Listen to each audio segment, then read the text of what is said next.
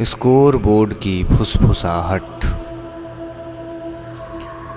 जयपुर का Sawai Mansingh stadium IPL 2022 का season अपने पूरे जोश में था।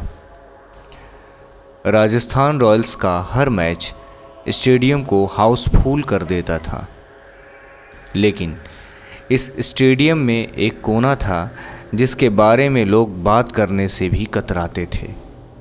पुराना स्कोरबोर्ड जो अब इस्तेमाल में नहीं आता था। वो स्कोरबोर्ड स्टेडियम के सबसे ऊंचे कोने में खड़ा था, जंग खाया, टूटा फूटा, लेकिन फिर भी किसी अजीब सी वजह से उसे वहाँ से हटाया नहीं गया। लोग कहते थे कि रात में जब स्टेडियम खाली होता है तो उस स्कोरबोर्ड से फुसफुसाहटें आती हैं, जैसे कोई नंबर गिन रहा हो। 17 साल की रिया राजस्थान रॉयल्स की बहुत बड़ी फ़ैन थी। उसे अपने आइडियल संजू सैमसन को लाइव देखने का जुनून था। आखिरकार उसने राजस्थान रॉयल्स बनाम दिल्ली कैपिटल्स के एक बड़े मैच का टिकट मिला। टिकट उस स्टेडियम का था जो पुराने स्कोरबोर्ड के ठीक नीचे था। रिया को थोड़ा अजीब लगा क्योंकि वो स्टैंड हमेशा भरा रहता था, लेकिन उसने सोचा कम भीड़ ज़्यादा मस्ती। मैच का दिन भी आ गया। स्टेडियम में ढोल नगाड़ों की आवाज़ें, फैंस का शोर और रंग बिरंगी झंडियाँ।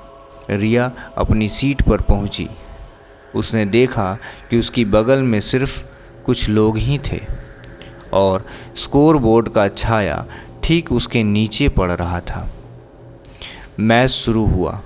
राजस्थान ने टॉस जीत लिया और पहले बैटिंग चुनी।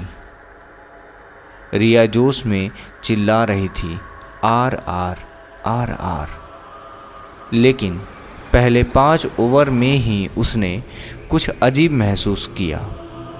स्कोरबोर्ड की तरफ से एक हल्की सी आवाज़ आ रही थी, जैसे कोई धीरे धीरे गिन रहा हो, 1 2 3। रिया ने ऊपर देखा। पुराना स्कोरबोर्ड खामोश था, लेकिन उसकी फीकी स्क्रीन पर कुछ धुंधला सा दिख रहा था। उसने अपनी आंखें मली, लेकिन वो नंबर जैसे साफ होने लगे। 666। रिया ने हंसकर खुद से कहा, ये तो बस मेरा दिमाग है। लेकिन तभी उसकी सीट के नीचे से एक ठंडी हवा का झोंका आया और उसके कानों में फिर वही फुसफुसाहट सुनाई दी, खेल शुरू हो चुका है। रिया ने अपने बगल में बैठे अंकल से पूछा, आपको ये आवाज़ सुनाई दे रही है?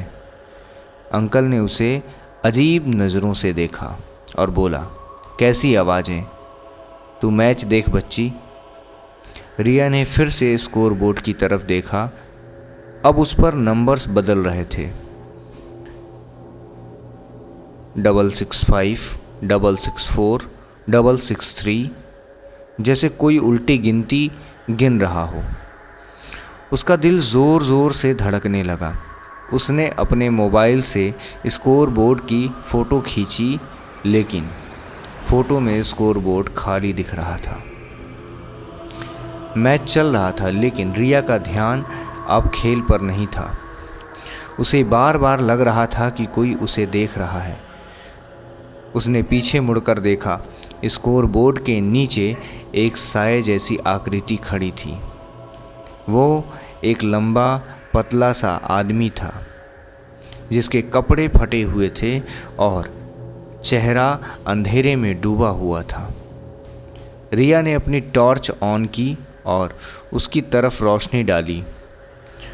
उस आदमी की आंखें चमक रही थी, काली, बिना पुतलियों वाली। उसने धीरे से कहा, तूने मुझे देख लिया, अब तू खेल का हिस्सा बन चुकी है। रिया के होश उड़ गए। उसने भागने की कोशिश की, लेकिन उसकी टांगें जैसे जम गई थी। स्टेडियम की भीड़ अब धुंधली लग रही थी और शोर जैसे दूर से आ रहा था। स्कोर बोर्ड पर नंबर अब तेज़ी से बदल रहे थे। 650, 640, 630। रिया ने चीखने की कोशिश की, लेकिन उसकी आवाज़ गले में ही अटक गई। तभी उसने अपने मोबाइल की स्क्रीन देखी। उसकी फ़ोटो में अब वो साया साफ दिख रहा था और वो रिया की तरफ बढ़ रहा था। मैं विश्वनाथ, उस साये ने कहा, और उसकी आवाज़ इतनी ठंडी थी कि रिया का खून जम गया। ये मेरा स्टेडियम था, मैंने इसे बनाया था, लेकिन उन्होंने मुझे मार डाला। अब ये मेरा खेल है। रिया ने देखा कि स्कोर बोर्ड पर अब उसका नाम लिखा था, रिया और 00, और यह हर सेकंड के साथ स्कोर बढ़ रहा था, जैसे कोई उसकी ज़िंदगी की गिनती कर रहा हो। रिया ने आखिरी बार हिम्मत जुटाई और अपनी सीट से कूदकर सीढ़ियों की तरफ भागी, लेकिन स्कोर बोर्ड का साया जैसे उसके पीछे पीछे चल रहा था।